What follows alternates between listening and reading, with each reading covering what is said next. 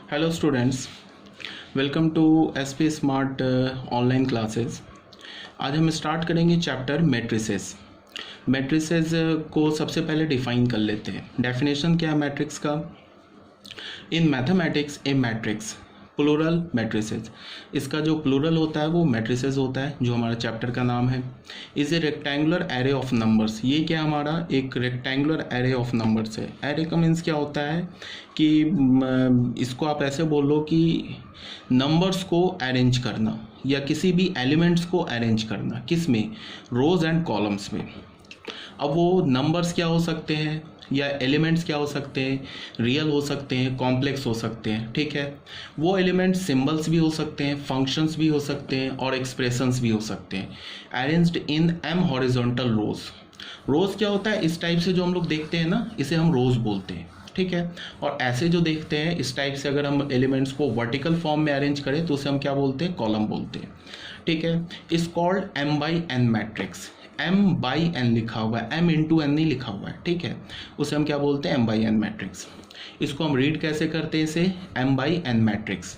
It is generally represented by capital letters. मतलब क्या है कि इसको तुम ऐसे देखो कि हमारे पास एक नंबर्स हो, सिंबल्स हो, फंक्शंस हो, उसको हम अरेंज करेंगे। किस में करेंगे?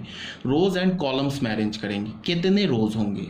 तो नंबर ऑफ रोज यहाँ पे क्या गिवन है? एम। रोज क्या होता है? हॉरिजॉन्टल होता है। कॉलम क्या होता है? वर्टिकल। ऐसे ऐसे कॉलम होता है, वर्टिकल कॉलम होता है। कितने कॉलम्स में अरेंज करेंगे? एन कॉलम्स में अरेंज करेंगे, ठीक है। तो उस अरेंजमेंट को हम क्या बोलेंगे? मैट्रिक्स बोलेंगे। और मैट्रिक्स को हम कैपिटल लेटर से रिप्रेजेंट करते हैं। मैट्रिक्स जो है is nothing but arrangement. Matrix एक अरेंजमेंट है। किसका? किसी भी चीज़ का।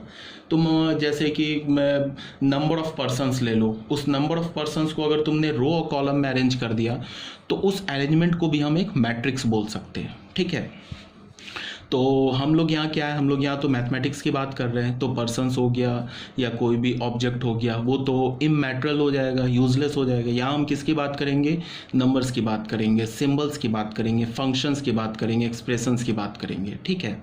तो अगर हम किसी भी नंबर्स को, सिंबल्स को, फंक्शंस को रोज एंड कॉलम्स में अरेंज करें तो उसे हम क्या बोलेंगे कि उस अरेंजमेंट को क्या बोलेंगे? हम मैट्रिक्स बोलेंगे, पहली बात। दूसरी बात क्या कि मैट्रिक्स को हम किसी नंबर से एसोसिएट नहीं कर सकते। Matrix is simply an arrangement. वो सिंपली क्या है? एक अरेंजमेंट है। अगर हमने किसी भी एक मैट्रिक्स को किसी रियल नंबर से एसोसिएट कर दिया तो फिर वो क्या हो जाएगा? मीनिंगलेस हो जाएगा, उसका कोई मीनिंग नहीं होगा। हम तो अरेंजमेंट को किसी नंबर से तो नहीं इक्वल कर सकते। जैसे हमारे पास हमारा बेडरूम होता है, तो बेडरूम में हम क्या करते हैं? बेड को अरेंज करते हैं, हम अपने बुक्स को अरेंज करते हैं, अपने टेबल को अरेंज करते हैं।